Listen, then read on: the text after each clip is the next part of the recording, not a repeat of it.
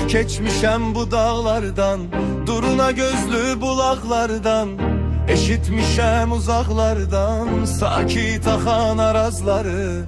Sınamışam dostu yarı, el bilir ki sen benimsen. Yurdum yuvam meskenimsen, anam doğma vətənimsen. Ayrılar mı könül candan, Azerbaycan, Azerbaycan.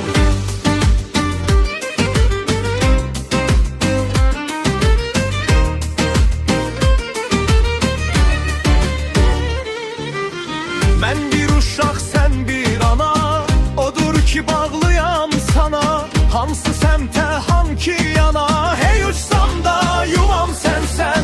Elim günüm obam sensen.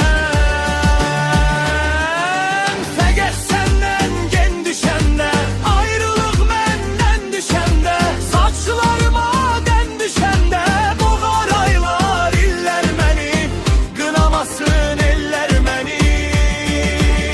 Dağlarının başı qardır, ağır pəyin buludlardır. Böyük bir keçmişin vardır, bilinmeyir yaşın senin. Neler çekmiş başın senin.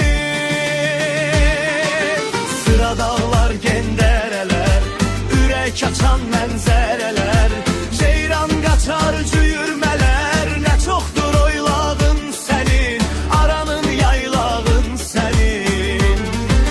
Keç bu dağdan, bu aramdan, Astaradan, Lənkərandan, Afrikadan, Hindistandan qonaq gəlir bizə quşlar, zülm əlindən qurtulmuşlar.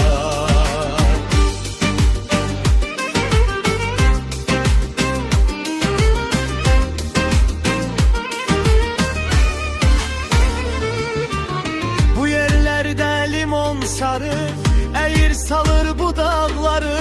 Dağlarının dümağı qarı, yaranmışdır qarlı qışdan, bir səngərdir yaranışdan. Lənkəranın gül rəng-rəng, yurdumuzun qızları tək, dəmlə çayı tök ver görək, anamın dilbər gəlini, yadlara açma əlini.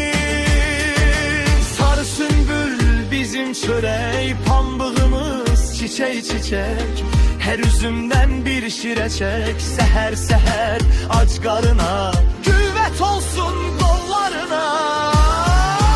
Min qazaqda köhlən ata, yalmanına yata-yata, atqan tərə bata-bata, göy yaylaqlar belinə qalx, Kəpəz dağdan göy-gölə bax. Ey azad gün, azad insan, doyunca iç bu bahardan, bizim xalı xalçalardan, sar çinarlar kürgəsinə, alqış günəş ölkəsinə.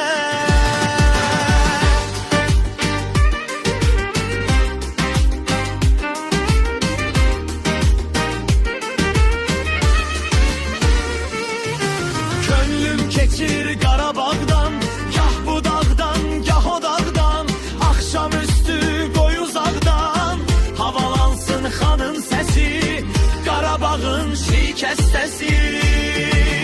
Bir dön bizim Bakıya bax, sahilləri çıraq-çıraq, buruqları hayqıraraq, nərə salır boz çöllərə, işıqlanır hər dağ dərə. Nazlandıqca sərin külək, sahillərə sinə gərək, bizim Bakı, bizim ürək. İşıqdadır qüvvət sözü, səhərlərin ülkər gözü, gözəl vətən. O gün ki sən